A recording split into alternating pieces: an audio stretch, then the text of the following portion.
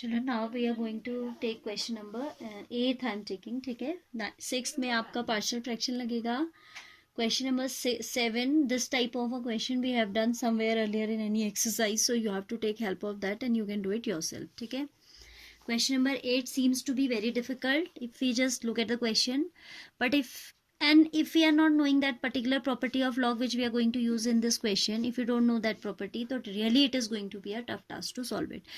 But with the help of that property, it is going to be very simple, right?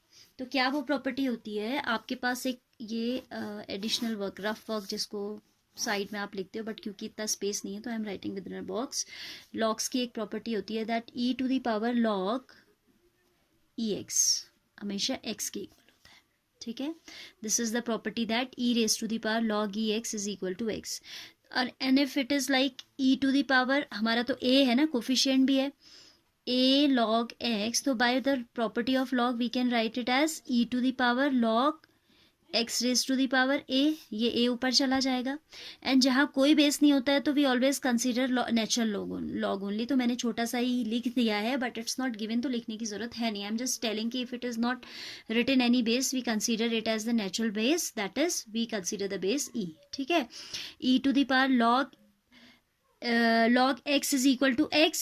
So if it is x to the power a, तो this will be equal to x to the power a. ये property आपको याद होनी चाहिए direct. e to the power a log x is equal to x to the power a. ये तो मैंने आपको पार रूल से समझाया कि पहले ये यहाँ जाता है and then it becomes like this. Memorise आप डायरेक्ट भी कर सकते हैं. e to the power a log x equals to x to the power a. वही concept in all these 4 terms is applicable. So this I reduces to e to the power 5 log x will become x to the power 5 minus this will become x to the power 4. अब देखो question कहाँ पहुँच गया, बहुत ही simple हो गया. But ये property नहीं पता होगी तो हम बैठे रहेंगे, है ना. dx in the hall, examination hall I can say. So this is integration of dx, x to the power 4 we can take common x minus 1, least power we can take common, x square common लिया, x minus 1 dx. कुछ भी नहीं बचा है, power rule से question solve हो जा रहा है. X square d x that is equal to x cube by 3 plus c as the answer. So remember the property e to the power a log x is equal to x to the power a. आप इस exam में सिर्फ इतना mention करोगे, e to the power a log x is equal to x raise to the power a, and you are going to solve this question. ठीक है. Question number 8 it was. Question number 9 also you will do yourself. After this I am going to take question number 10. ठीक है. Okay children, see the 10th one now. Sin raised to the power 8x minus cos raised to the power 8x 1 minus 2 sin square x cos square x dx. ठीक है. So we can see that algebraic identity a square minus b square equals to a minus b, a plus b can be applied to the numerator. ठीक है. So that's what I'm going to do here. This is sin raised to the power 4x. Even इसको ना हम अलग से simplify कर लेते हैं, इंटीग्रेशन अभी नहीं लगा रहे.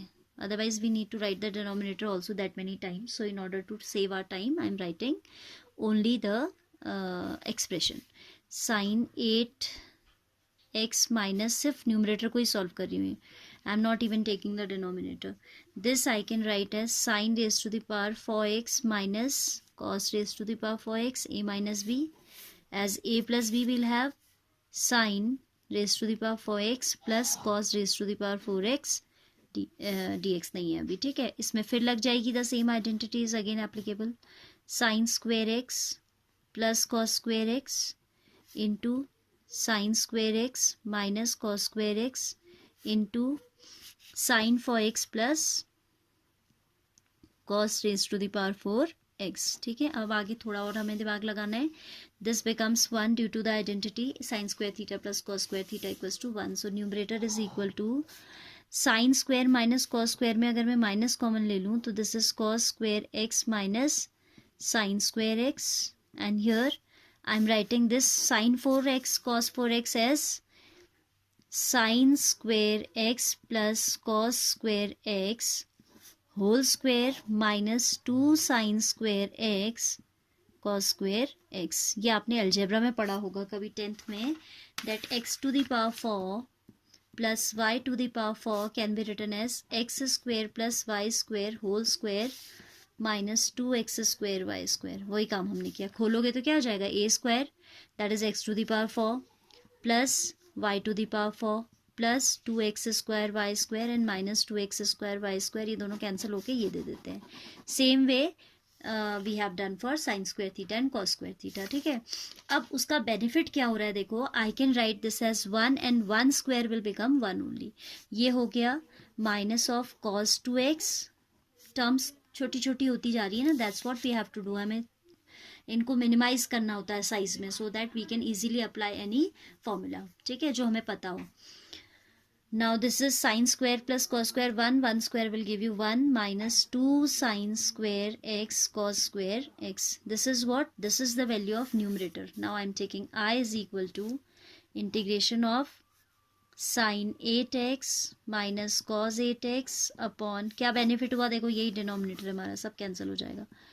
1 minus 2 sin² x cos² x dx, right? In place of this I am going to write this expression. So I is equal to integration of minus cos 2x into 1 minus 2 sin² x cos² x dx upon 1 minus 2 sin² x cos² x. This whole get cancel and आपके पास बचा integration of cos 2x dx, which you know how to solve, है ना. cos 2 theta का integral क्या होता है आपका, sin 2 theta होता है. So it will be upon 2 भी आएगा, minus of sine minus this minus only, हाँ, sin 2x by 2 plus c, because we know that integration of cos ax होता है आपका sin ax whole divided by a plus c. ठीक है, this should be the answer of this integral. तो यहाँ पे आप algebraic identity लगा के you are simplifying your numerator up to a great extent, है ना. और वो जो भी expression we are getting, that is getting cancelled with the denominator and very simple expression is left in the numerator, जिसका हमको direct क्या मालूम होता है, whose direct integral we know, right? But again I will say that practice is must.